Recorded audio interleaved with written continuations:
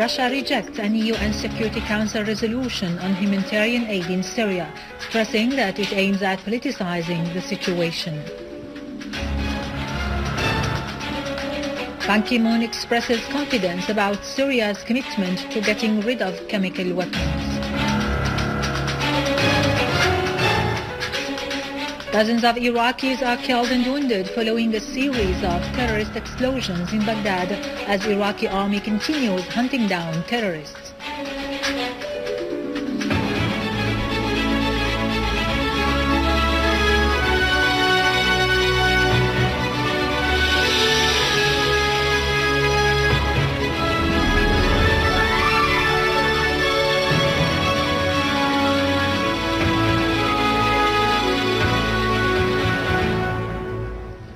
Good afternoon, ladies and gentlemen. I'm Irado Krikorian from the News Center in Damascus. Russia's UN ambassador Vitaly Churkin said that it is premature for the UNSC to adopt a resolution on the humanitarian condition in Syria, pointing out that the current pursuits of some states seeking for the adoption of such a resolution are meant to politicize the situation. He pointed out that work is necessary to resolve specific humanitarian issues, but not, though, a council resolution, which will almost certainly aim to politicize the problem. Churkin stressed that Russia is against moving to a resolution now in the Security Council, adding that it is still possible to reach a solution on providing humanitarian aid to different areas. The UN Secretary-General Ban Ki-moon expressed confidence that Syria will commit itself to the period designed for getting rid of chemical weapons on the 30th of June in accordance with the agreement signed between Syria and the Organization of Prohibiting Chemical Weapons. Reuters quoted Ban Ki-moon as saying, following a meeting with journalists in the Russian city of Sochi, that as far as the chemical weapons are concerned, the process is moving smoothly despite some delay.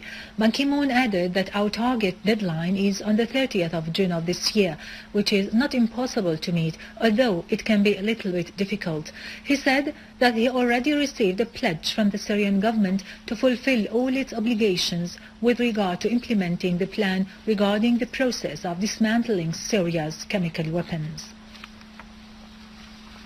American Secretary of State John Kerry has reiterated emphasis that there is no military solution to the crisis in Syria, a fact that has been agreed upon by all sides. Kerry said the Syrian government has scored some points of strength over the past months. However, he described the present situation in Syria as being a state of stalemate.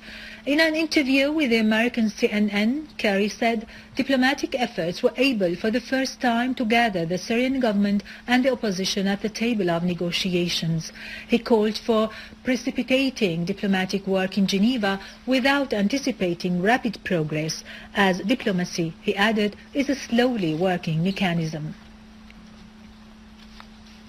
The political and media advisor at the presidency, Dr. Shaaban, has stressed that the performance of the Syrian Arab Republic's delegation to Geneva to a conference was good, thanks to adequate preparations, strong faith in the homeland, the steadfastness of the Syrian people, and the solid stand of the Syrian leadership. In an interview with the Syrian Arab TV, Dr. Shaaban said, the official delegation has been working since its return home from Geneva on evaluating the first round and briefing the political leadership on the talks that took place and the strategic and political preparations for the upcoming round. She pointed out that no decision has yet been taken about returning to Geneva for the second round of talks, pointing out that it is a matter for the political leadership and President Bashar al-Assad to decide. Shaaban said the U.S. Ambassador Robert Ford was leading the so-called opposition coalition delegation. Its members, it seems, have become convinced that they should bring more experienced and efficient people to match the Syrian government's delegation, Dr. Shaaban added. We have a just cause and right is on our side, and we shoulder our responsibility towards our homeland, whereas Syria means nothing to the others because they have not lived in it in the first place.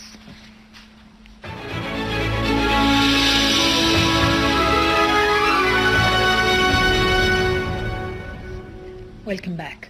A military source told Sana news agency that a Syrian Arab army unit intercepted an armed terrorist group which was trying to infiltrate into al-Bayadir area in Ma'lula in Damascus countryside, killing and wounding dozens of terrorists.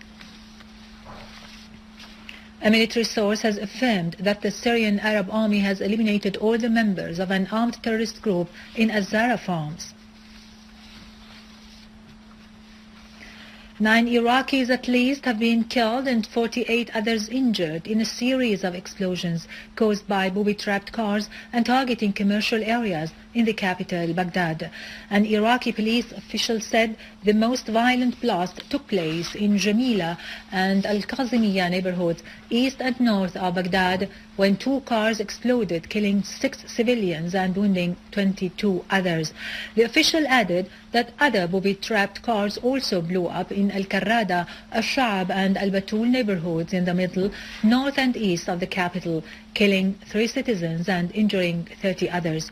Yesterday, more than 20 Iraqis were killed and 30 others were injured in a series of terrorist explosions that targeted governmental centers near the Green Zone in Baghdad. Finally, the commander of the Iraqi Golden Battalion, Fadl al-Barwari, said that Iraqi forces foiled an infiltration attempt by terrorists from Syria into Iraq. Meanwhile, Iraqi security forces confiscated a factory for preparing explosives east of the capital, Baghdad. In a statement, the Iraqi army said that it has dismantled an explosive charge in Abu Ghraib area, in addition to confiscating weapons and ammunition and capturing dozens of terrorists affiliated with Al-Qaeda terrorist network. With this, we end our news for today. Thank you for watching.